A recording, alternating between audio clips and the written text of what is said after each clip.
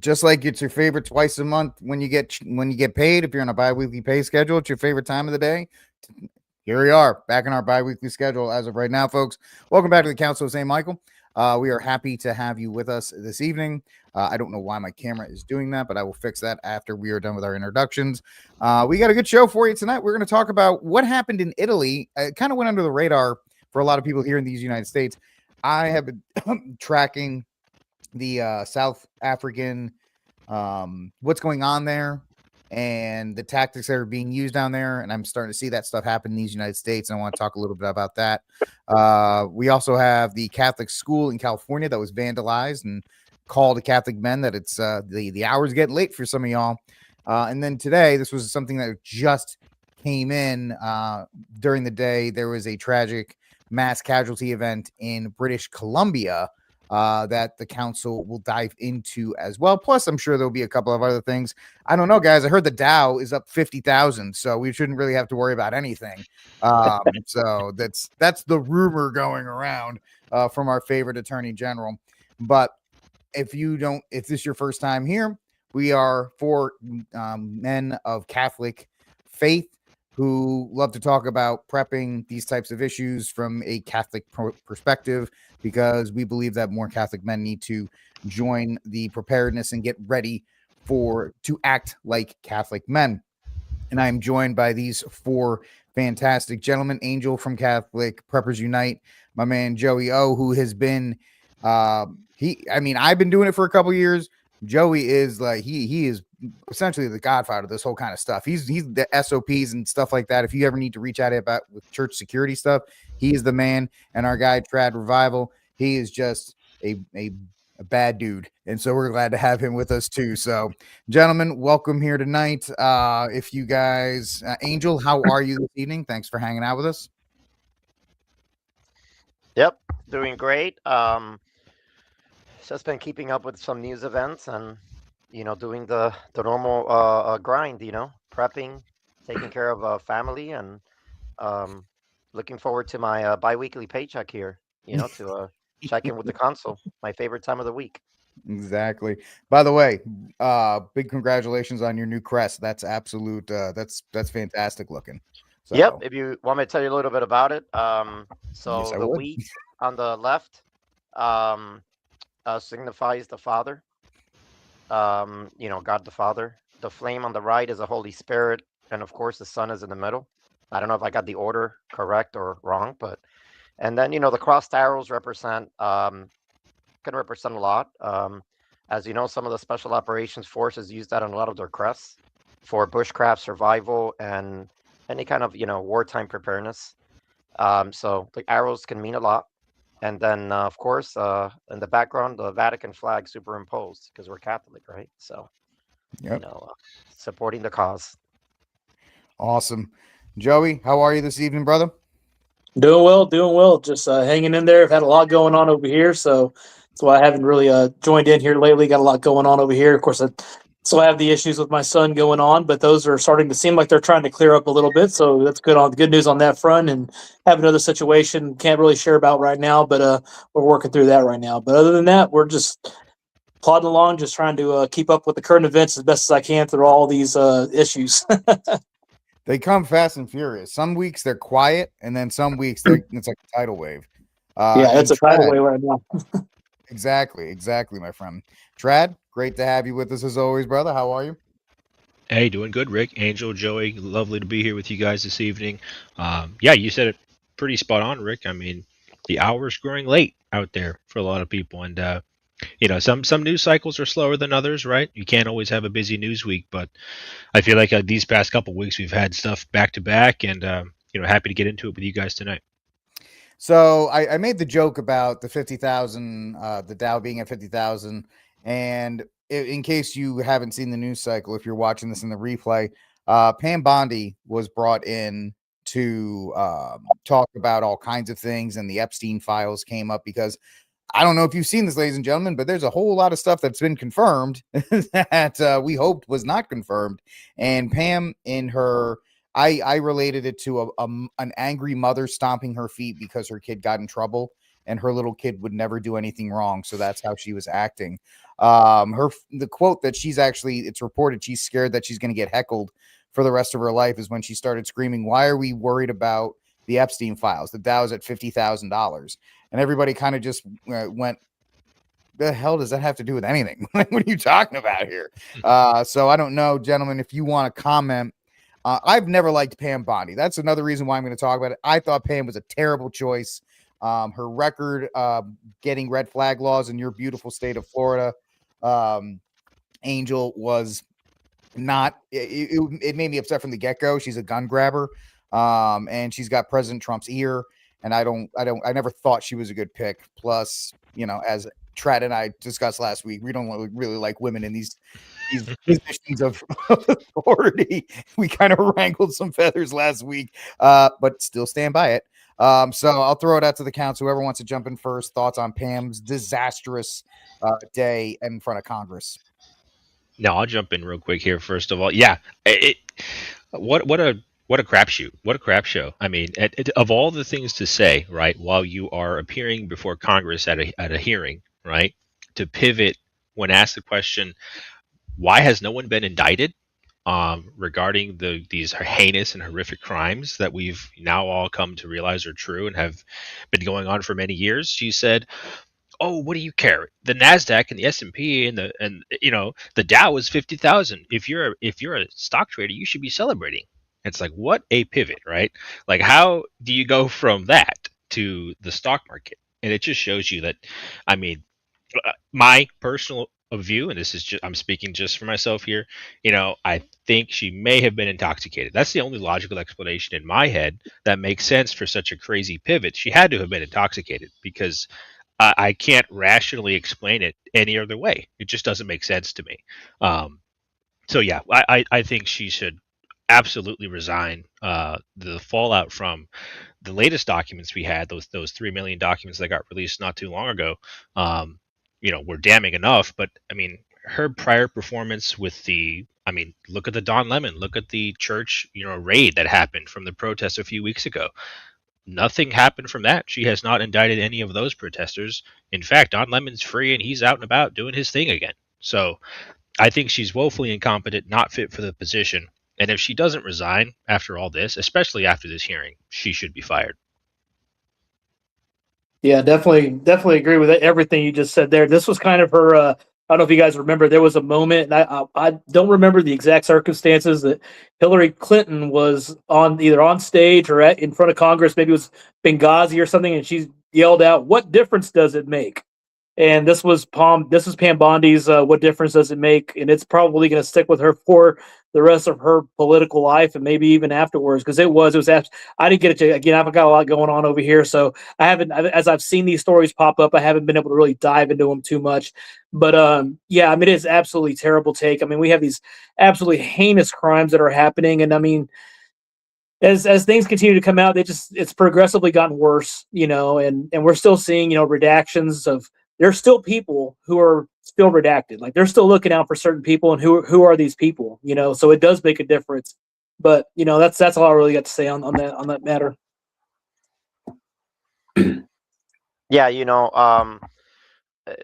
know that Pam Bondi hasn't been the most, the best or most level-headed person in that position, and they brought her on this committee to to see how how the Justice Department had handled the Epstein files, right? I mean, correct me if I'm wrong, but I believe that's why they brought her on there.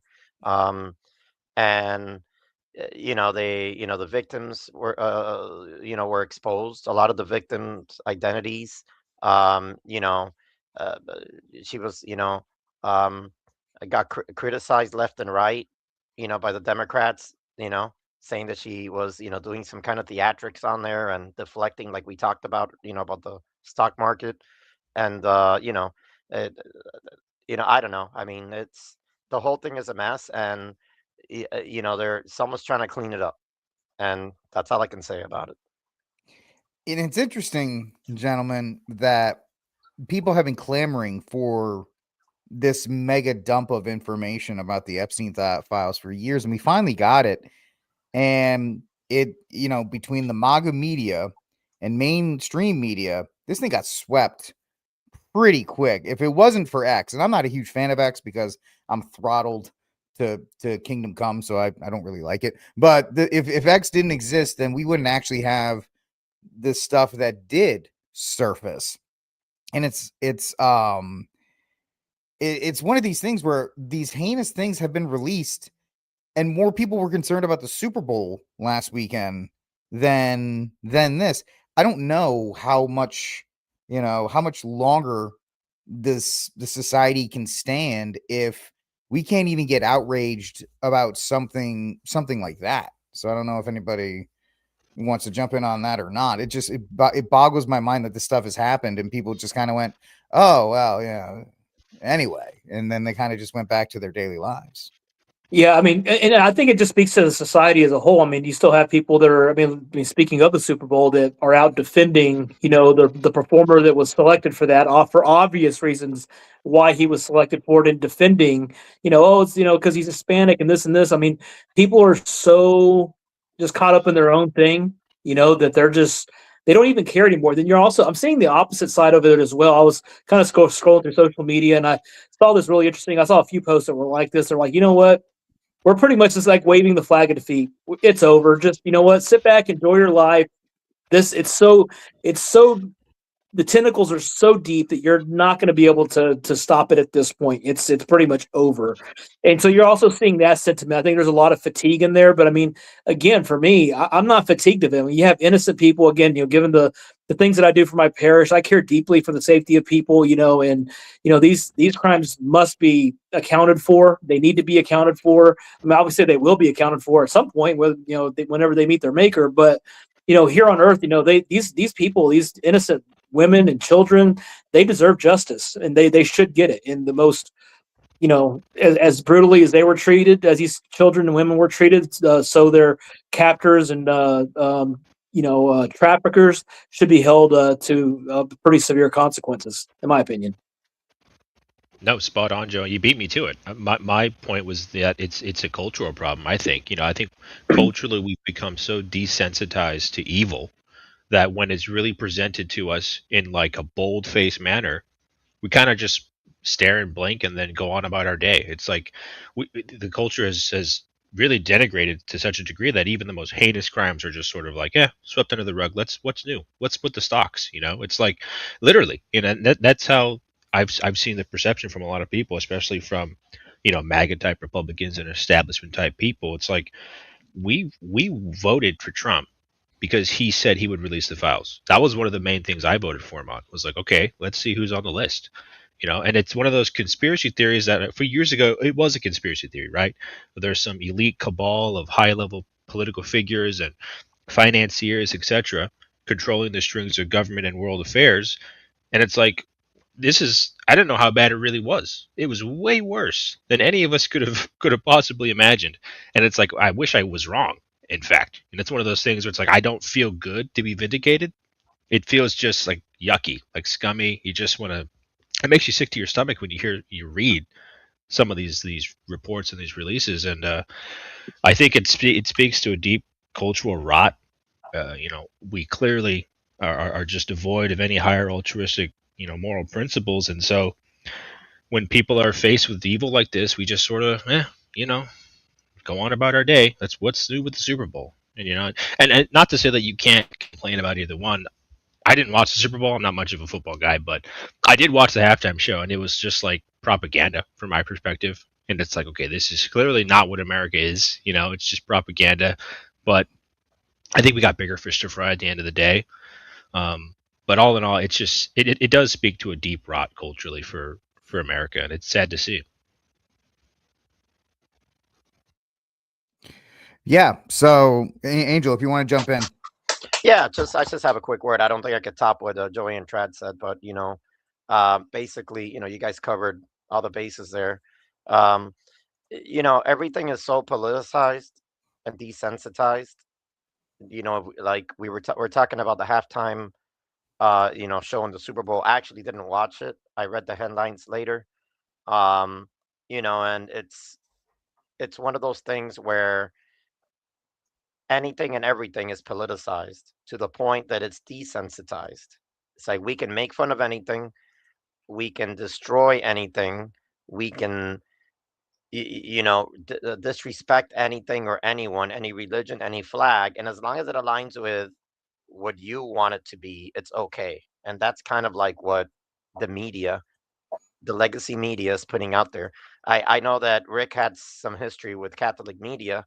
I don't know the whole story, and it doesn't matter because he's my bud now. So I got your back. But it's one of those things where you know what I'm talking about, Yeah. and decisions are made at certain levels, and we get burned, and we got to stick together and stay true to our faith.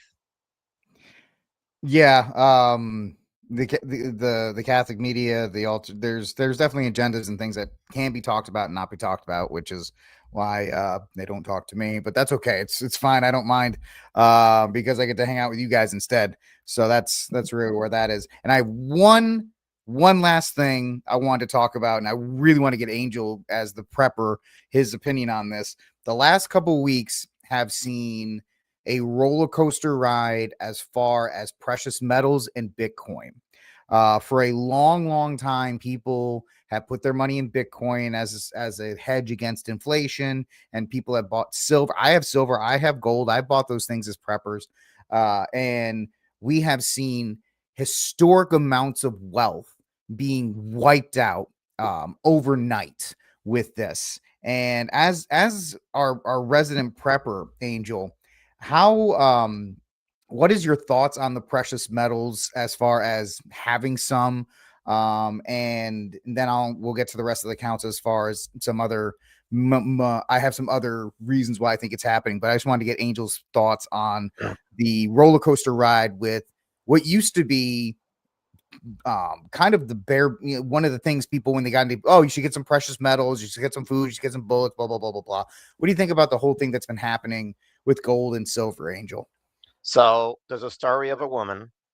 I believe it's in California. I'm not sure if I could look for it in time, but she walked into the bank and she was trying to withdraw her life savings. It was like $120,000, and they told her, "Sire, we can't help you. It's too much money. Why do you want it?" She's like, "Why are you questioning me? It's my money." They called the police on her. They called the surrounding branches. They wouldn't allow her to withdraw her life savings in cash because they thought that she was running or so. That teaches us a lesson, right? You know, I mean, I know that we're not immune to this. We all have money in some bank account, but um, precious metals circumnavigates that. That's currency that can be used anywhere in the world. Um, and this kind of interconnects with a lot of other things, which I'm not going to go down the rabbit hole too deep because we'll be here a while. But they're building data centers at an exponential level. To build a microchip takes an enormous amount of precious metals: gold, silver, copper, platinum, all kinds of metals. The more they build, the more there's a need for. Believe it or not, phones have gold in them. There's a guy in India that melted down like I don't know 3,000, 7,000 phones and was able to pull out like a chunk of gold. There's a video on it somewhere.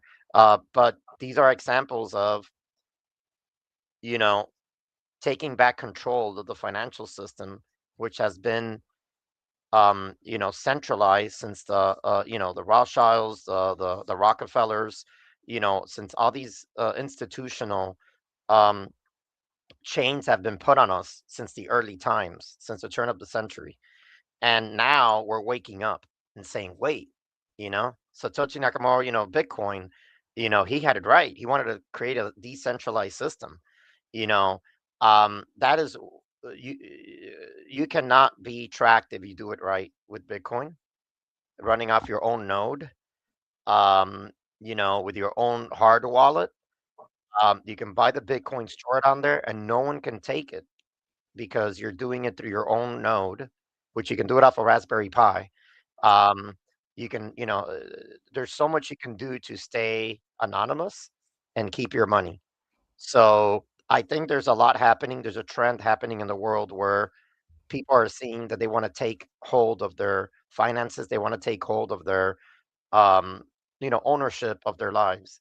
And if it's Bitcoin, silver, or gold, or copper, whatever it is, I'm all for it. I think that it's the prepping community is huge on it because I know people that they stack silver and gold, and I'm not talking about chump change. I mean, they got hundreds and thousands of dollars, maybe more, in silver and gold. And you have it. I mean, there's risks involved with having it in a safe in your house or in an undisclosed location. But I mean, wouldn't you guys prefer to have your everything you own within your control versus a bank's control? And I'll leave it there. I don't know if that Yeah, was for it, Rick, but no, those are great points, and so one of the things that I've done since leaving the military before I was retired, I actually worked for J.P. Morgan Chase as a banker. I was a fully licensed banker there, and one thing that people may not quite understand is actually how few of money, physical money, the bank actually has on site. So in the event of a mass panic or some cataclysm and you go to get your cash, they're not going to have it. And I'll say this because we had a customer that came in years ago and he wanted like 70K in cash, which you think 70K, that's nothing for a bank. We actually had to call and order the cash ahead of time to have it delivered so that we would have enough money to give him, plus handle the rest of our daily transactions as well. So if you think that the bank just has like, millions of dollars inside these branch, your local Chase, Wells Fargo, Bank of America, name it, I promise you they don't. And you're going to be surprisingly shocked at if there's an emergency, the run on the bank won't take long because they won't have the cash on hand to cover all the transactions of people trying. Look at Greece. It happened in Greece. The ATMs have a limited amount of cash inside the bank. They have third-party people that take care of that. So the people inside the bank can't go out and refill the cash, the ATM machine. We have 30 third parties that take care of that for us. So with that being said, yeah, having the physical silver, gold. I love my silver and gold. I got some myself, and I've been buying it for years. And to see its growth has been like, whoa. I mean, it's a good thing for me, but if you don't have it, you need to get in, but here's the thing, even on that, and here's a little tip for all the guys out there, is by the time you hear the media talking about the gold and the silver, it's already spiked. And so and what it is, it kind of pushes it up as far as it'll go. And there's going to be a dump. There's going to be a correction coming. And so the smart people will start offloading and then wait for the dip and then reinvest and buy the dip. So, but if you're already hearing about it in the media, it's too late. I mean, eventually it's going to catch up. Yes, it will. It will catch up. But the smart people are going to be at that point. They're going to be like, nope, I'm holding right now. I'm not going to buy any more because it's getting ready to top out, and then it's gonna correct, and then I'll get back in and reinvest the money that I sold, the gold that I sold, and I'll reinvest it back in and get it at a lower price and come back up again. That's how I've been successful with silver and gold in my past, because again, I have the market knowledge of all that. And of course, if you get into trading cryptocurrency and stuff like that, you'll see the same thing here. By the time you hear about Bitcoin or Solana or one of these good things peaking, it's too late. It's already reached the peak, and now they're just pushing for max profit, and then they're gonna dump, and it's gonna go back down, and now you're stuck way up here, and it's getting ready to come back down here before, hopefully. And that's the thing with crypto, you don't know what it's gonna do. You don't know what crypto is going to do. And really, for me, my conspiracy theory for the night is I think Bitcoin was set up ultimately with the ultimate thing to get us to digital currency. Yes, that I share that. Trad, you got any thoughts? No, you guys pretty much covered all of it. I mean, I'm not too well versed on the whole cryptocurrency things, but I mean, if you just look at the U.S. dollar, it might as well be a fiat currency with the level of inflation, with the loss of value. You look at the buying power of the U.S. dollar, not even 100 years ago, 50 years ago, right? And you can see how much more the dollar was worth than it is today, right? And it's due to inflation, it's due to lots of factors culturally and socially, but yeah, I mean, if you think your currency can't be subverted, if you think the government can't find a way into your specific cryptocurrency, think again, because they will find a way. They're always trying to gain power over people, over the masses, and if they can funnel everybody into this tight little box and then have everybody controlled under that one currency, that just makes it easy for them. So I totally buy that, and yeah, it's just it's a sad state of affairs that we're in. Well, I wanted to say something about like crypto because I'm in tech and I hold some, I do the whole thing, but I have, solo miners and I have like, stuff like that. Um, but I can tell you that Trad, on where you were going, the only way that, your crypto that you hold can be compromised is if you share your wallet address, right? It's practically unbreakable, but everything's breakable in the tech industry. But um, it's one of those things where, yes, it was created as a decentralized, like you were saying, Joy, right? A decentralized economy, so that there wouldn't be any centralized banks controlling anything. And there's a lot of crypto. There's meme coins. There's a lot of stuff that's not really that serious. But when you talk about Bitcoin, Bitcoin Cash, there's some that are big. There's a lot of big ones out there. Bitcoin's like the original, right? Right. But that was created by an anonymous person. No one still knows who created Bitcoin. The person that created it, they went by a pseudonym of Satoshi Nakamoto back in 2008 when they mined the Genesis blocks, the first blocks, and they still don't know who did it. So that's the mystery behind it. But you could trade transactions with others, um, but you can't turn it into fiat unless you go through an exchange, they call it. So there's some red tape there. Like if you go through Coinbase, if I send you, Rick, $1 million in Bitcoin and you want to turn that into money to buy a Lamborghini, you have to go through Coinbase or one of these companies and then they tax you on it. But now, unless you can buy it with the Bitcoin and then they figure out a way to cash it in for fiat. But there's other ways you can do it. There's another coin called USDT, which is the dollar, but in crypto. And Joey's shaking his head, so I'm sure you know what I'm. So you can use that as money, basically, like paper money in a way. And the government does have some, uh, what is it? The USDT, they do have uh, some stuff to do with that. But that's another story. But it's decentralized to a point if you stick strictly with the coin, right? If you just go peer to peer, which is that was the idea behind it. If you don't and you want to cash it in, there's some red tape there. Yeah, my whole thing, I kind of echo. I understand. I've had much smarter people than I try to explain crypto and digital currency to things to me. My question to everybody always was just a simple one: do you ever think that the U.S. is going to allow a competing currency? And that's where my whole thing about it somehow being centralized, somehow being incorporated, or somehow being used to funnel everybody into accepting digital currency in some kind as baby steps into it. So that's kind of why I'm also an owner of Dogecoin, which shows you my knowledge as far as cryptocurrency is. It's actually the worst. It's actually the worst cryptocurrency you could own, and so naturally I own most of that.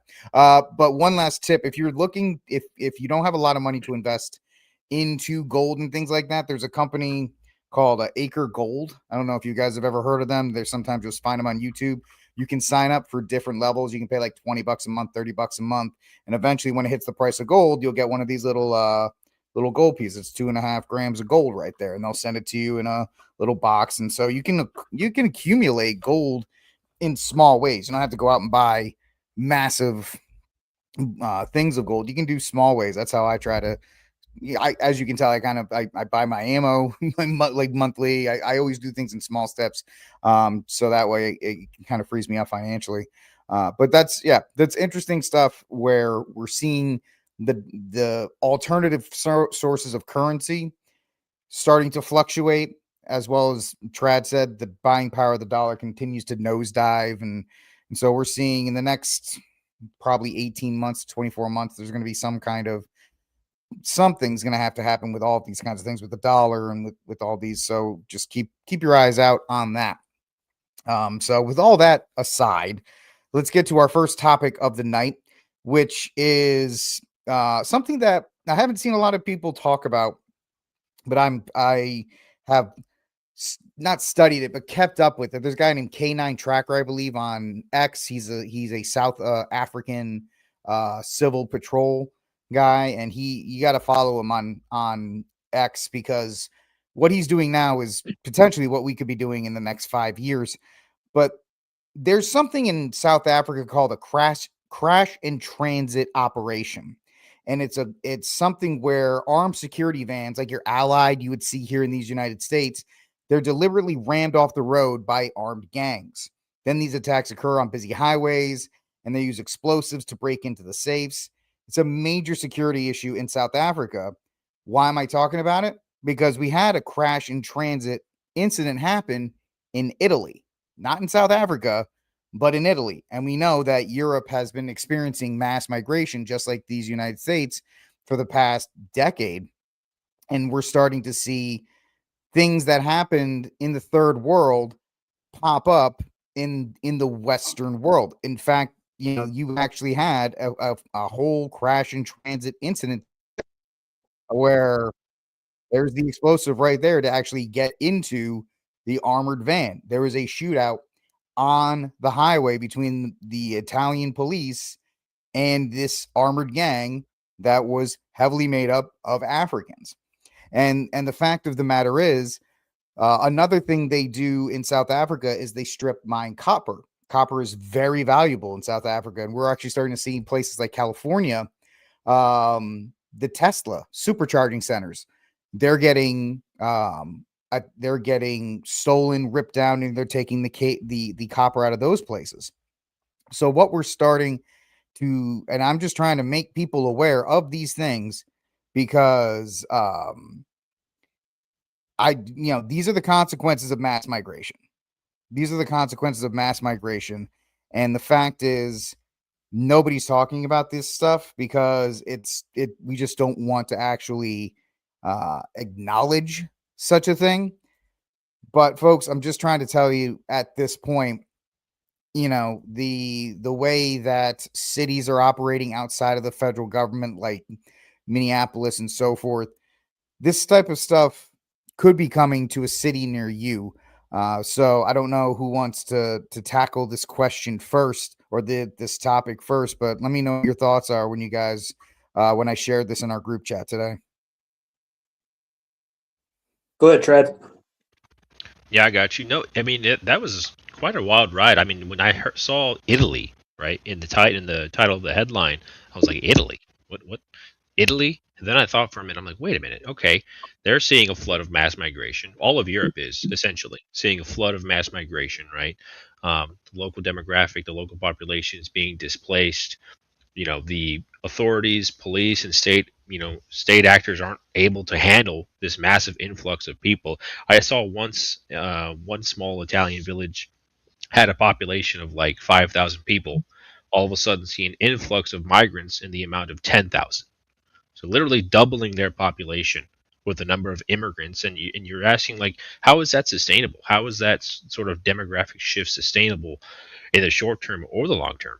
And you're seeing the clashes erupt in this article here. I mean, this isn't an isolated incident. I mean, these immigrants, they come here, they don't assimilate, they don't respect the cultures that they are coming into, and they're doing whatever they can to make a buck, to make ends meet, to do whatever they need to do to survive. I mean, perhaps not even survive. Maybe they're just doing it because they could be criminals, or who knows. But my point is that we're seeing the fruits of mass immigration. And case in point here, it's just they're going to do what they need to do to cause chaos, cause havoc, and you have to be ready for this kind of stuff. It's frightening to see, because it can happen anywhere with these kinds of populations, but you got to be prepared as best you can. Yeah, I mean, it's going to continue to be a continued issue. And like I said, at the end of the day, you have to remember this is all on purpose. This is being allowed to happen. If they didn't want it to happen, it wouldn't happen. But the fact of the matter is, it has happened. So you are going to continue to see these influx, and they're bringing their little tactics that they do from their countries, and they're bringing it into ours. I mean, we already seen, even with, like, let's say our next door neighbor to the south in Mexico. Mexico was being trained by terrorists overseas how to inflict, mass fear into their enemies and to rivals or anybody who might want to try and stop them.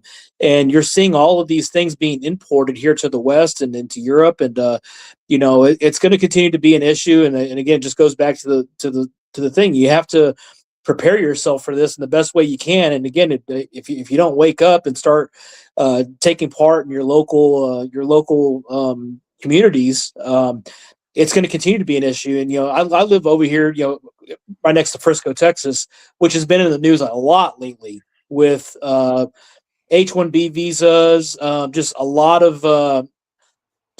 of fraud and corruption that's being uncovered. And now, like, a lot of citizens are starting to wake up, and the Frisco city council meetings and stuff, the town hall meetings, they're being inundated with people who are like, hey, what's going on here? But again, it's all on purpose. But if you don't get involved locally and stop it, it's going to continue to be an issue. We're going to keep seeing things like this with these migrants, and you're going to see, assaulting of women and stuff like that. It's just going to continue to be an issue. So the best way to combat this, folks, is not scare tactics. I want to bring this up and bring it to the council. So things that you need to start including, and it used to kind of be optional. The idea of a go bag. If you are serious about trying to keep you and your family safe, things that are almost non-negotiable now, if you're going to be on the highway for an extended period of time, some kind of go bag, which includes things like first aid kit, some type of heavy impact, some kind of calorie dense food, power bars, things like that, some kind of access to water in case of that. Second, I've never been a fan, in as long as I've been into firearms, of the idea of a truck gun. Although over the last 18 months, I'm starting to go, yeah, that's probably going to have to be an option that you heavily consider. I'm not telling you what to do with your life, but it's time to heavily consider having more than your Sig P365 or Glock, 43, because these types of situations, they're bringing heavy firepower to these engagements, and you don't want to be caught outgunned. Then there's the question of, do you want to bring body armor? Like how much do you want to get into this? Because we're finding more and more local police will not step up in most cases. Your state police maybe in some cases, but if you're out on the highway, you're by yourself. And if your family's there, you're going to have to take care of them. If there are people that are injured that you want to assist, you're going to have to know at least at a minimum basic first aid. And the time has come now for every single person to become individual first responders. I think the idea of first responders that are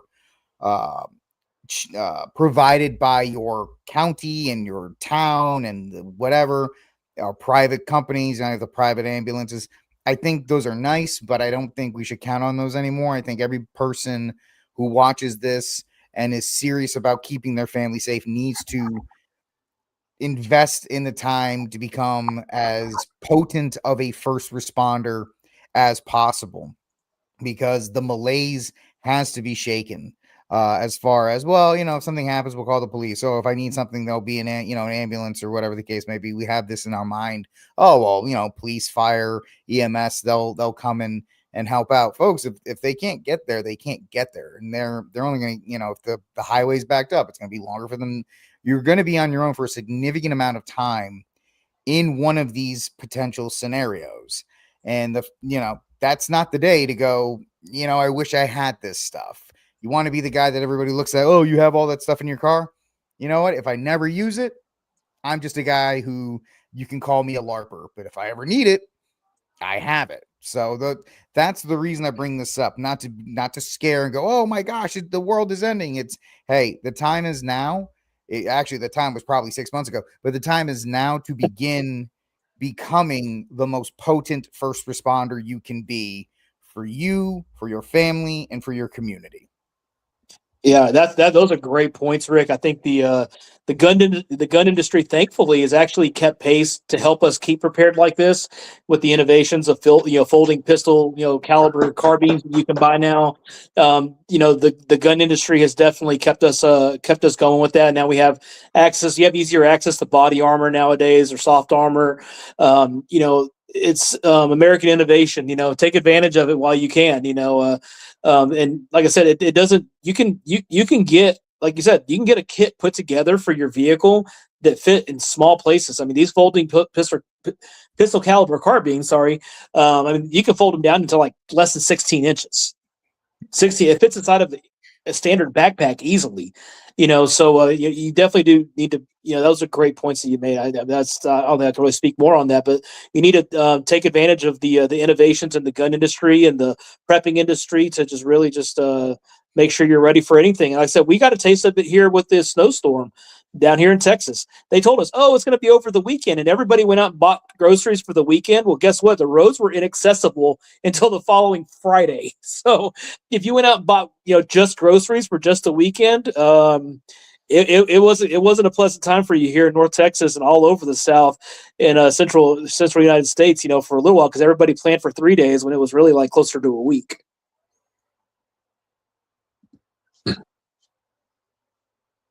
What do you think, Trad? No, I mean pretty good points.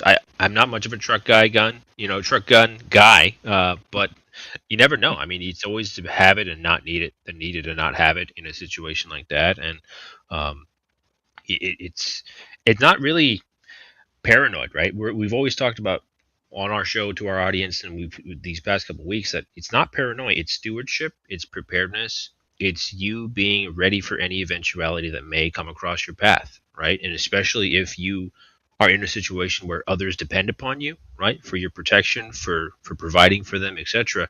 You got to make sure that not only are you prepared, but you're prepared for other people as well, right? And I think there's a special kind of stewardship that's involved in preparedness, especially as men, Catholic men in our communities, husbands, fathers, etc.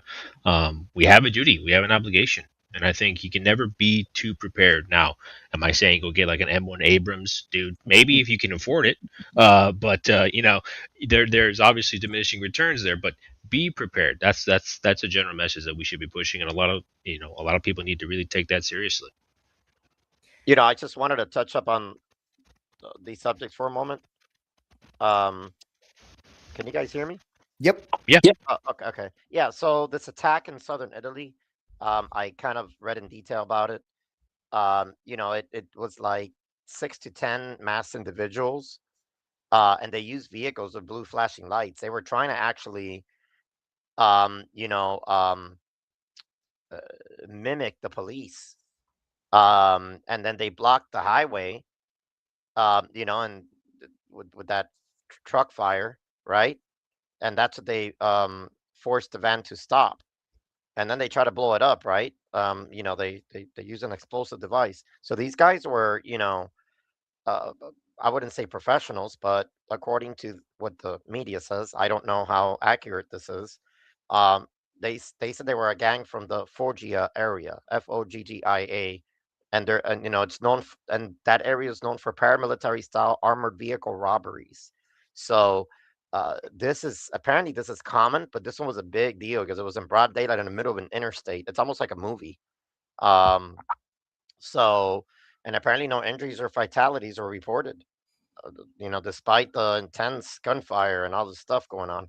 But the reality is, uh, we can be prepared on an individual level, right? And we should. But if we would have come across something like that, we would probably run from that situation, right? There's no reason to engage. You Mhm. know, a small element of criminals trying to steal money, right? We're ready in case they come across our path and try to hurt you or your family or destroy your property, right? I mean, am I in the?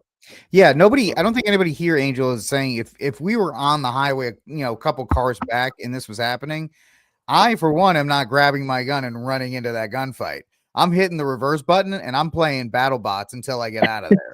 I don't really care. My Agreed. wife would be like, "What are we doing to the car?" I'm like, "Honey, we had insurance. Don't worry about it.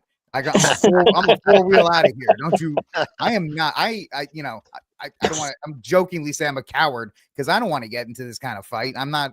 I hope to never do that. And so I agree with you, Angel. Nobody here is like, make sure you have your Mossberg and you turn into heat and try to like have that that gunfight with them. No. You're exactly right. And I'm glad you brought that point up.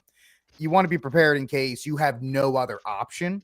Correct. Which is what the thing is. But we at the council do not endorse any citizen trying to, take on anything that they're really not equipped to deal with. It is always defense first, not offense.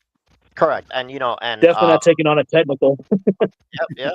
And, Italy has some pretty fairly stringent gun laws. I mean, a self-defense license they're not really granted to people. It's mostly like, license to go to the range, and they got to go through a lot of different layers. Psychological evals.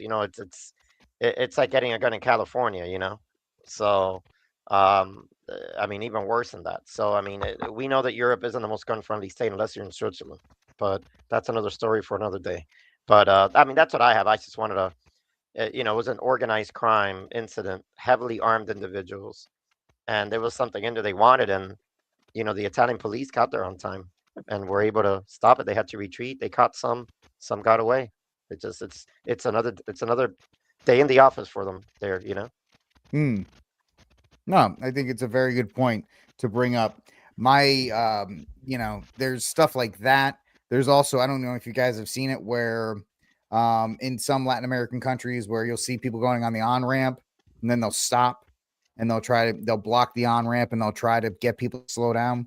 I've always told my wife, if you see that, gun it. I don't care what you do to the car, just gun it. Go for the back of the car and just gun it around. These are just situation scenarios to be to know and understand, because all three of you being in the military at some point, you all know your body goes where your mind has already prepared for. If you think about the situation, you won't go into, as Lieutenant Colonel Jeff Cooper's color code. You won't go straight into the black where nothing is, you can't think, you're in shock and you can't react. We never want to get there. So if we think about these scenarios and we talk about these scenarios, Angel, Trad, and Joey, then at least our brain has acknowledged the fact that however small of a chance it could be, it could still happen. So that's really the whole point of bringing that up. So that's a good discussion. I appreciate that. So we'll move on to our next topic of the night, which is Catholic centric. And this is just the latest in more attacks on the Catholic Church, the physical Catholic Church. And we have a California Catholic school says vandals committed more than material damage in a sacrilegious attack. And it's an awful thing that took place here. We have our beautiful Holy Mother and pictures about it being destroyed. And it brings up the question of how, once again, thinking that the state will protect us when, the police have no obligation to protect personal property or anything like that. How much more do we, as men who are prepared and at least acknowledging the scenarios, how much louder do we have to get to convince more Catholics that you are not immune to the rising tide of anti-religious sentiment that is happening? The political left, our political opponents, are the enemy on uses them, and the thing that they attack most is religion. And the fact of the matter is, churches, obviously our Lord was there. The tragic event that took place in Minnesota in August of last year. Now we're seeing this, and they pop up. We talk about it. The DOJ is investigating it, and then we kind of let it go away. I know for a fact that's why we have Joey was my first call for the council, because Joey has been proactive in this and trying to take up the defense of the church. And every time I see one of these gentlemen, my heart just sinks a little bit more, because when you ask the people of who the Catholic school, which I'm guessing it was next to a Catholic church, you say, hey, what are you guys going to do to defend the church? They go, well, what do you mean? What do we have to do? Like, do you want us to get like a cop to go there? I'm like, can you put cameras there? Like, people are so resistant to taking up the responsibility of defending the institutions of the Holy Catholic Church. And for me, every time I see one of these headlines myself, gentlemen, and I'll throw it out to whoever wants to respond, I just get more and more frustrated, because no matter how loud I potentially try to ring the bell, everybody still looks at me as a little crazy person. And maybe that's true, but this is still a real thing that's happening. So I just don't, I'll throw it out to the council, respond, thoughts and reactions to this. Yeah, I mean, here's the thing. This, again, I know we're all passionate about it. It seems like everybody wants the benefit of all the benefits of the church without actually having to put real effort back into protecting her. And that's it's unfortunately it's a very sad reality that we live in, and it's something that I don't lose hope on it, but trying to get men to engage, to grow a pair and engage and be present at your parish. Be present and be vigilant, and and even for the pastors. I mean, you go as a whole. The pastors are doing a terrible job as well. I mean, I've gone to several Catholic churches, and there's hardly any cameras around. There's no physical safety guys. There's nobody opening doors. Men opening doors. If there are, they're like 80. It's like where are all the men? Where are the men? I understand most men, you got jobs and you got a life, but there's more to life than just going and earning a paycheck and being at home with the family. We do need to defend Holy Mother Church, and we do need to come up with, I know something that I have done. I've come up with, not just me, we have a whole team of guys who have sat down together. We've engaged. Luckily, we've had back-to-back pastors since I've been at my parish that are super engaged with our safety. They're concerned with it. They're proactive in it. And but again, if men aren't showing up and we're just letting the women kind of run the parish, this is what we're going to continue to get. We're going to continue to get these exact same scenarios because we don't have men that are actively doing stuff at the parish. And it's incredibly frustrating. Every time I see one of these stories, I'm just like, where are the men? Where are the guys? I understand middle of the day stuff is going to happen, but like overnight stuff or early morning stuff, men need to guys, you got to get off your backsides and get going, especially all you Zoomers. We need to get more Zoomers plugged in. You guys are young. You guys are spry. You don't have bad knees and a bad back like I do. You guys need to get engaged and plug in. Let's do more than, go online and complain about everything or, trad versus Nova Sordo. I mean, just get out there and protect your church. That's how you bring more people into it. Men are seeking masculinity. They want true, authentic masculinity, but we have women who are running the parishes. So ultimately, what does that translate into? The women are also running the household. And I don't want you to be on a safety. I've gotten a ton of that. I've personally heard it myself. I can't be on a safety team. My wife's got a lot going on. I'm just like, ugh.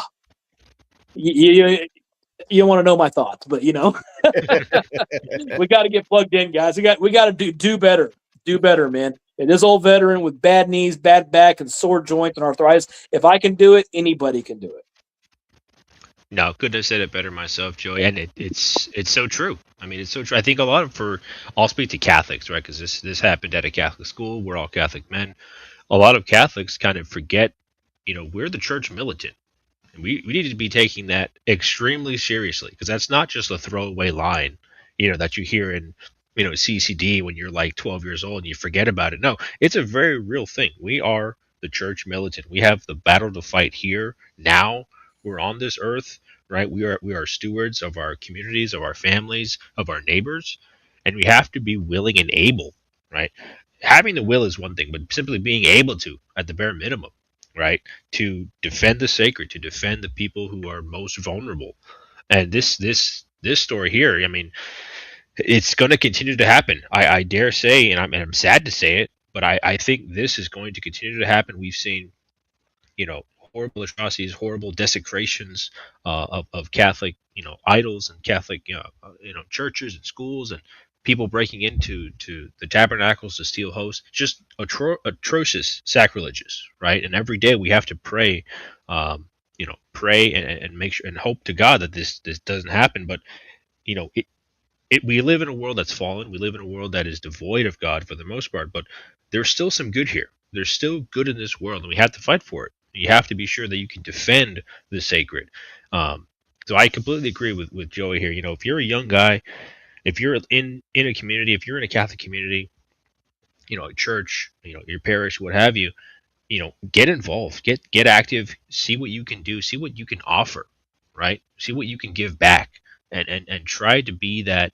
If it hasn't begun in your community, try to be that new anchor, be that starting point for something to grow out of. And if you have something already established, see if you can join up. I mean, I know that the parish staff, that I am at, they're always looking for new members. They're always looking for people to join up, um, and offer a helping hand however they can. So, very true. I mean, Joe, you hit it right on the head there. It's something that we have to take very seriously, and we're the church militant. There's a lot that goes with that, but I mean, first and foremost, it's a willingness to defend to defend the sacred.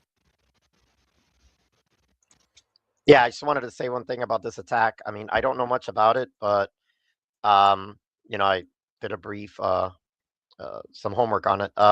We in where I live, there's a cathedral and there was a random act of violence there, or vandalism, more like it. Some guys just walked in with a gas canister and set the altar on fire, and there was no one there to stop them. The doors were unlocked so people could come in and pray, right? Because the church is in downtown, so it's kind of open to everyone to just come in and pray, and and make it open to all. So I guess it was just completely unguarded. It is a cold cathedral, and they redid everything. It looks even better now, but it's a lesson. I think that Catholic churches, as open as they are, I know smaller churches probably lock their doors during the daytime hours, but big ones like cathedrals and those that have tourism, people come in and take pictures, and the basilicas, they're open all day. And there's, but in those usually you do have security or people moderating there, just, answer questions.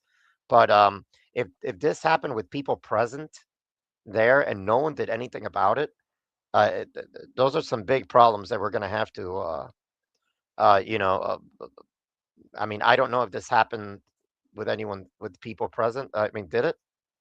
I'm looking right now. Probably. So I don't know if it happened during the school day. It was overnight. It happened Okay. overnight. Okay. So So they probably and didn't have the security cameras or security infrastructure to detect this and maybe call the police or send someone there to stop them, yeah.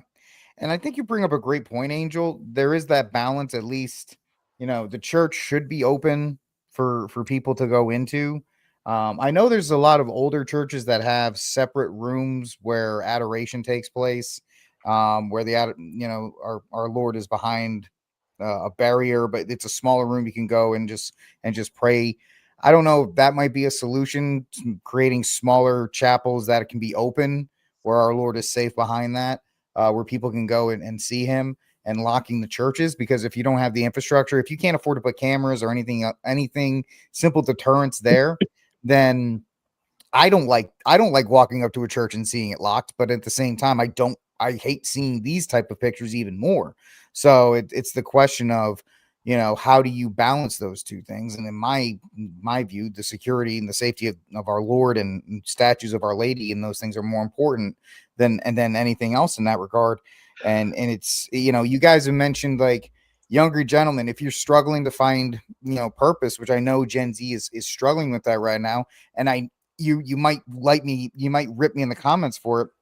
And, even at your local church, see what you can do to volunteer to help. I'm not saying you have to go to mass there, but maybe you could help volunteer there. And here's the thing, guys. If you're present and you're seen around the church at all hours of the day, that's a method of deterrence, because they're looking for opportunities when people are not there. Now, this one happened overnight, and this one, obviously, this school was not properly secured, or maybe we'll find in a follow-up that was a couple kids that, weren't Catholic that were allowed into school and they knew how to get in or something like that. But the fact of the matter is, churches need to start taking their precautions more seriously, including locking doors, including putting cameras in, finding some kind of way, talking. I know I just said don't count on the local police.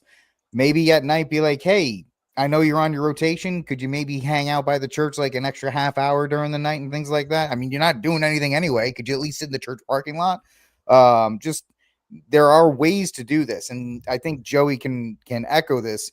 The first response you get when you ask these guys is like, well, what do you want me to do? And they throw their hands in the air like, oh, I don't know what to do. Well, think of something, ask Chat GPT what to do. I don't know. Figure something out, but don't sit on your hands and ignorance is not an excuse at this point. And that's kind of just, once again, just banging that drum beat. Ignorance is not an excuse. You are going, if this is your church, you need to be held accountable if you want the benefit. I think Joey said this right. You want the benefit of going to mass every week and experiencing the glory of the mass. Well, yeah, you might want to, pick up your heels and do a little bit of extra, work on that. So, yeah. I don't know. Anybody else? Rick, I want to just jump in real quickly. You touched on something pretty important. That fine line between being open, being available for those who need it, who want access to the church, but also at the same time having security in place, having a deterrence in place to prevent things like this from happening. I'll speak for myself, and I'll from the atrocities this atrocity, this sacrilege, and even ones that happened in the Vatican that we can recall. I mean, I can recall one last year that happened. Right? If you're a Catholic priest, if you're a Catholic man, you don't think this can happen to your community, you'd be mistaken. It's happened to St. Peter's Basilica itself. Okay. That's the seat of Rome. If it can happen there, it can happen anywhere. And so for me, it's like if you don't have a security team in place, if you're for whatever reason unwilling or unable to have those parameters in place, I would prefer you lock the doors. That's me personally, because I would much rather go to a church and have it locked and say, oh, well, I can come back tomorrow or I can come back the next day, rather than see a story like this and see a statue of Our Lady, to see the tabernacle desecrated, to see a sacrilege take place. That is, it's bad enough, right? It's already bad enough, but it's now an affront to God, and that's another thing entirely. So that's kind of my stance on it. And I think there is a dividing line, but we have to be realistic about the world we live in. We've seen atrocities take place in Catholic churches all over the U.S. and even in Rome itself. So if you don't think it can happen to you, you're mistaken. That's great. That was a great point you just made there, and I'll just kind of tap in a little bit more onto that. Is like you said, yeah, if it can happen to Rome, but again, it goes back to the men.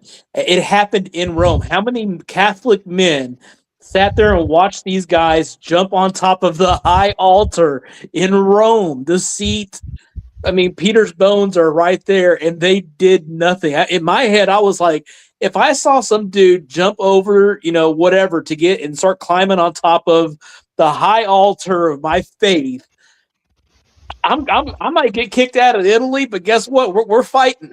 I mean, I would yank you off of there, and we're fighting. But again, it just goes to show that the men have become so docile.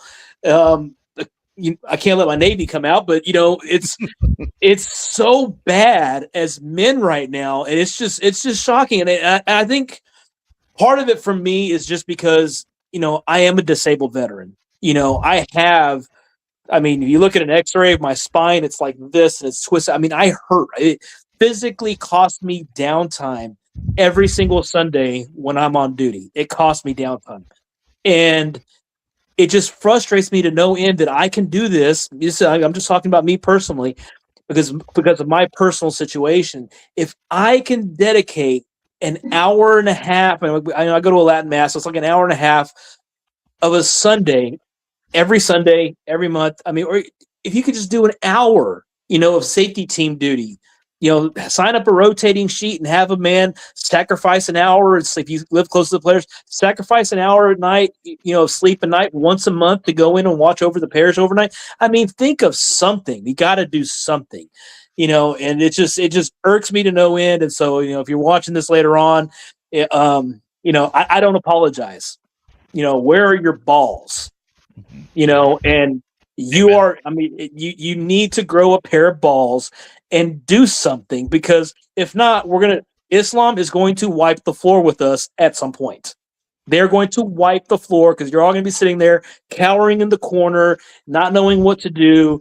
And our Lord's going to get, and that at the end of the day, yes, we're looking after our parishes, we're looking after our priests, but our Lord, our God, is literally present in the tabernacle. And I think it goes to show the lack of faith in the Eucharist, the lack of faith in the true presence of our Lord inside the tabernacle, and he's sitting there vulnerable, and we're not doing anything to protect them. And it is an absolute damn shame, to be honest. Yeah, And if you're people not doing say, anything to help your parish out, it's a damn shame. And honestly, in my opinion, you're kind of a coward. That's just me, though. "Amen." Yeah, Amen. As you yeah. can see, I'm a little bit passionate. No, you're right on, Joey. And we need more men like you that want to be outspoken and step up when it's needed, right? You go to your average Catholic parish, and um, people are just there to go through the notions, and I've been there, I've seen it. And, if you start talking about anything that's not out of the ordinary, right? That's out of the ordinary, not just what everybody just follows like robots, then you're the oddball. You're the weird. I was the weird prepper guy in a small parish in the middle of nowhere talking about prepping.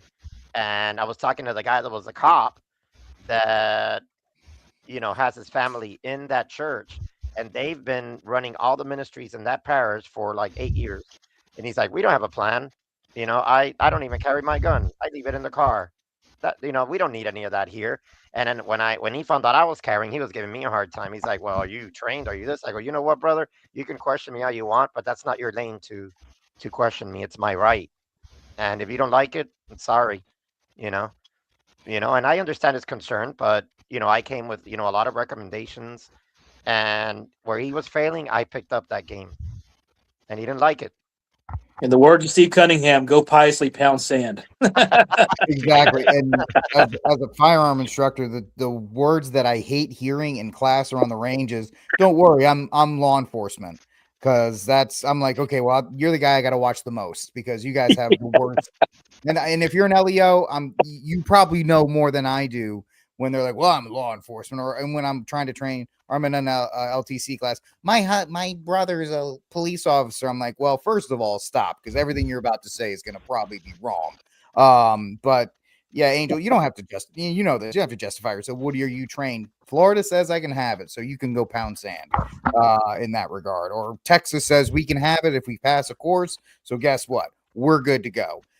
So I really hope and this kind of goes back to Petty a couple weeks ago when we were talking about Petty and how the government started saying like, well, you shouldn't have a gun when you go to these things, and it's like, no, we're not doing that talk. We're not talking about restricting rights anywhere. We have the right to carry a firearm. You have a right to carry a firearm. Period. End of story. In that regard. So, yeah, it's crazy how people will, and it almost sounds like in your story, Angel, the cop was trying to make up for the fact that you were stepping up and he wasn't. So that's why he felt like he had to question, why do you have it? Well, why don't you do your job, buddy? Anyway, I'm gonna go off on a tangent myself. Yeah, I don't even want to get into details. There was a lot of, we're no longer in that parish, but for other reasons. But it's just a lot of issues, and one issue brought another, and I'm sure you guys know how that works, and it snowballs, and so it's a thing. We've all dealt with it. If you are active in the idea of protection and the idea of contributing to your community, at some point, not in a bad way, but you're probably going to run into some kind of law enforcement. They're always going to look at you, well, that's my job. And it's like, well, in fact, I've already said it too many times. Police they don't have to do it. So anyway. But where I was going to end this, I was going to, before we go finish to up. the next one, something Joey touched on. I know there's a lot of noise in the church right now, Novus Ordo and traditional mass and all kinds of stuff ongoing constantly, and I think we just need to, remain united, right? We may not agree on all the details, but we need a united church. We don't need a fractured church. That's why there's Protestant denominations out there for. And I think that if we can find a common ground, and on all these subjects that we talk about, we'll bring people from all areas of Catholicism, and we can save lives. So that's what we're here for, right? Amen to that. Amen to that. Let's move to our last story of the night. So there goes the argument for gun control from Canadians. Canadians who are very oh, America, where you guys have guns on every corner. Tragedy finds its place no matter how many laws you have. This happened today. Police name Canada. I always say that. Canada school shooting suspect and say 6 children were the victims. So this was an 18-year-old, I believe, who went to a secondary school, and 18-year-old Jesse Van Rootselaar, who is a dude who thinks he's a woman. We'll just say that. And it happened, and it was another tragedy. It was at a secondary school. And 9 students, not 9 students, but 9 people are now dead in that regard. And so 2 things on that. First, the ideology of the left, which is to mutilate and desecrate young children.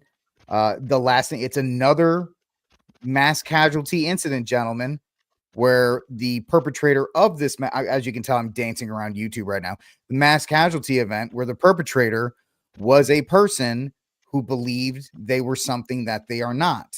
And I know Trad has some stuff on that too. He posted in our chat. I wasn't able to get it into the actual show tonight, but the consequences of mutilating these children. Well, he's an adult at 18. Huge brains, they're not formed until 25 at least minimum. But the fact of the matter is, the real lesson in this is that people think laws will protect them. People say, oh, we have this law, we have this sign, we have this policy, we have this, we have that. It even goes to the church, the diocese that I'm in.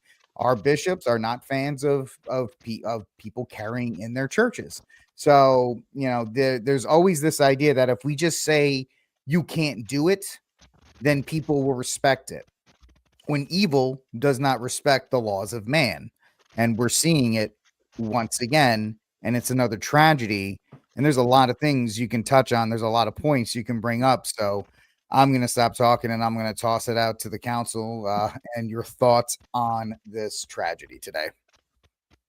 No, I'll jump in here because this was a story that after you posted it and after I kind of saw it started to pop up on my social media feed, I kind of went down a rabbit hole and was like, okay, who is this person? What were the motivations? How would they get into this, etc. And it's just a long rabbit hole of, grooming, essentially, online grooming, drug use, abuse, etc. And it's just, we've seen this story play out. How many times now in recent years? The Covenant school shooting, Annunciation Catholic school, this school here.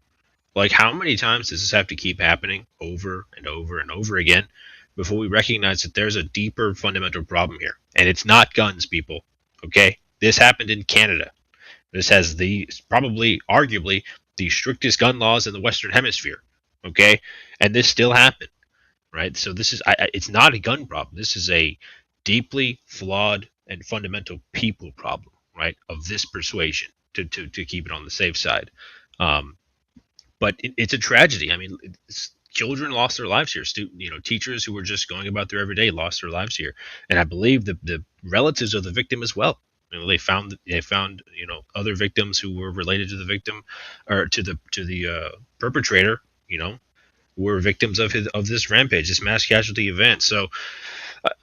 I'm trying to keep it PG here. I really am trying, but this is a fundamentally evil thing that happened, and we've seen it. Another evil act done by an evil person, right? Somebody who is deranged, who shouldn't have had a gun personally, but I mean, hey, that person shouldn't have been doing a lot of things, and it saddens me, and I mean, like you said, Rick, Canada can't say that we our gun laws, they protect us. Well, no, they don't. I mean, look at this event here. It's a sad tragedy to say the least, but I'll leave it there to kind of pass on. It really is something.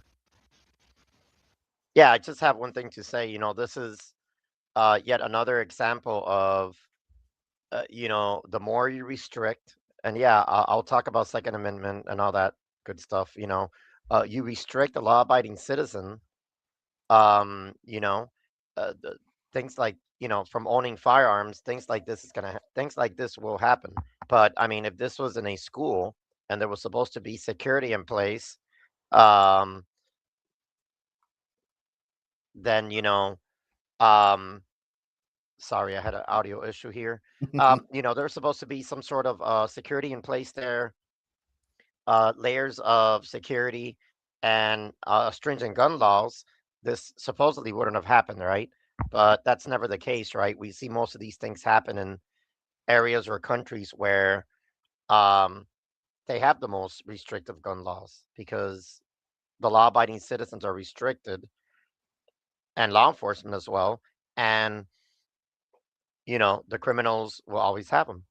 Call it black market, call it, you know, they can always get them. But it's a tragedy, and at some point they'll have there has to be a way to stop this. You know, whether it's a SWAT team looking like person standing in the front door of every school. You know, an officer. I mean, I know that in Florida they have officer resource.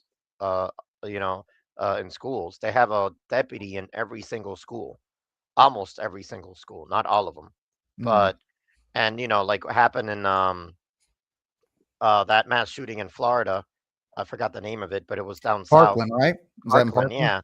yeah. The deputy, didn't want to get into the gunfight. He ran, and it costed lives. So, there's extreme examples, right? But I mean, we can't be safe 100% across the board, right? But we can put layers in place to safeguard institutions like this. And they care about other social programs instead of, you know, securing their country and their citizens. Yeah, well, look where that got him. Yeah, exactly. Yeah, and I mean, just a little final point is, first off, thank you to the gentleman who guards the my kids. I don't homeschool my kids, but they go to a classical academy, and there's a luckily they figured it out. They have a armed security guard there on campus, and so thank you to that guy for keeping my family safe when they're there at school. And I mean, again, it just goes back to the deeper cultural issues that we have. We have disengaged parents or parents that want to have their kids as their friends, or it's the culture is just so far gone. I mean, if you look at the culture and you look at the news cycle, why don't you own a gun? If you don't own a gun, why don't you own a gun? I mean, just look at the news cycle and you can see that you need to own guns, you need to have food on hand, you need to have water on hand, and you need to be proactive in the protection of your family and your churches and your community, and whatever way possible that you can do that. And it doesn't take a lot to come up with some sort of plan to do that. But again, it just goes back to the cultural issue. We have a deep rot in this country, and it's really going to come down to up to you. What are you going to do? Yeah, I mean, there's really nothing else. We just wanted to touch quickly on this story because it's yet another example of, the idea that it's society's job to protect me, and God in the Catholic Church has spoken many times about how we do have the right to defend ourselves, and it is a God-given right. And we need to embrace this, not to call to violence. I hope people understand. And Angel brought this up as a really good point earlier. We're not calling for violence. We're calling for men to take up, as Pope St. John Paul II said, a grave duty, which is men defending their families and taking on that role of self-defense in whatever way you can do. I'm not asking you to be Superman. I'm asking you to do it to the best of your abilities. So when that time comes, if it ever comes, you may go through this life and it never happens. I hope it doesn't. But you don't want to wish that you had taken the time if it ever does. And and finally, just once again, people felt safe with their laws. and they felt their laws could do the job that men would have to do. And it's another unfortunate incident in regards to that. All right. So for the deal of the week, we have a spectacular deal of the week. First of all, President's Day is coming around next Monday. So just bookmark PSA because probably the entire store will be on sale again, even more. I just got an email from We the People Holster. You know, I have a couple of theirs. If you need a basic holster, We the People Holster is a great one. They're doing 25% off right now. Good inside the waistband, outside the waistband belts, level 2. Like I said, they're a pretty solid company if you're looking just for a basic holster. But My Patriot Supply here, folks, take your pick. All of these things are on sale. You've got a 6-month emergency food supply, 6 months for less than $1,500. Wow. I mean, that's shopping. I mean, could have used that, you know, during the storm, Joey. If everybody had the 6-month emergency food supply, nobody would have had to worry about it. And that's the kind of stuff you know, people, when you say, oh, I have emergency food supply, oh, you're a crazy pepper. No, well, guess what? The roads are snowed in, the restaurants are closed, everything, you can't get out of your house. It's not gourmet, but guess what? Everybody's fed. Everybody's, you know, we're going to be able to get through that. So My Patriot Supply, guys, 6-month supply of food for $1,300. You got the I don't even know what this is, but you get a generator and you get a grill doctor, you get water filtration. I think they threw everything in the whole store in this one pack, and that's less than $3,000. Probably with tax will be a little bit more, but it's the entry price is under $3,000. So these are the things you need to take care of. So when storms happen, you're not relying. Oh, we didn't have power for 3 days and we didn't have food. Well, that's a you problem. You didn't, you know, extrapolate out. I made sure we had enough food down here because I live up on a hill. And guess what? I could get down the hill, but nobody else in the neighborhood could get down the hill. So when I got down, everything was shut down. You just have to have food, water, must have, as Catholic preppers saying, you must have food stocks. You must have it. My Patriot Supply is a great place to check out. You know, you don't even have to do the 6 months. You can do just the 1 week. Can you do $70 for a week's worth of food? That's kind of the base there. You can get a week's worth of food for $70. So you have no, as I've been retweeting a bunch of, like, when I see Mr. Guns and Gear, you know, the PSA compact daggers like $265. You have no excuse at this point not to have these things to take care of your family. Very true. And with, you know, tax season is already almost over. If you're getting a tax return, I know it's not glamorous. I know it's not the answer a lot of people want to hear, but it's much better to have food, power, heating, you know, water filtration on hand than it is to have a Gucci'd out AR that you never shoot. Just putting that out there. That's absolutely very well said. Yeah, we in our household we usually get a refund every year, and a percentage of that goes to supplies or equipment that we would need to make sure our family's safe. Absolutely. Perfect timing for people waiting for that return. Well, here's a good opportunity to use it for something good, something you can actually use. Yeah. And I'll just bring that up too. If you don't have, I find a holster to be absolutely necessary. Everybody should have a holster. If you have a gun, you should have a holster. It's a great entry. They're not like the greatest holsters in the world, but they're not garbage. It walks a nice line. 25% off with free shipping if you get a couple of them. Like we were saying, President's Day is around the corner. The deals will be they will be numerous. So if you want to spend some of that tax money on that, you'd be a smart person to do so. So as this, I am going to put an end. I'm going to bang the gavel and end the council. Does anybody have any final thoughts before we end tonight's show? I want to get the new Canic Radian. Every time I see a Canic on X, I go, "There's Joey." You know, they've been doing some pretty good marketing. I've been getting ads for them recently on, like, you know, pages I follow, and I'm like, maybe. You're welcome. No, that's Joey. Joey's in my algorithm over here. I'm in your algorithm. Buy the Canic. So, Perfect. But yeah, they're fantastic. You know, whatever gun you get, just train with it. That's the big That's deal. it. That's it. To do that. People ask me, well, what gun should I carry? What gun should I get? Whatever one you train with. That's the one That's you it. should get. Whichever one you're going to use. You know, don't get a gun and then be like, I don't like the way it shoots. Well, you should have rented and tried it out first. We have a whole show on Always that. You do can look it that. up. Always do that. Don't take my go buy a Canic. You may not like the way it feels in your hand. It's like I don't like Glock, so Yeah. crucify me if you want to, but But all right. I am we're going to end tonight's council. We want to thank you all for joining us live or in the replay. We appreciate you being here. We'll talk to you all not next Wednesday, but the Wednesday after that, because we're on a bi-weekly schedule right now. God bless and Viva Cristo Rey. Viva Viva Cristo Rey. Cristo Rey. Cristo Rey.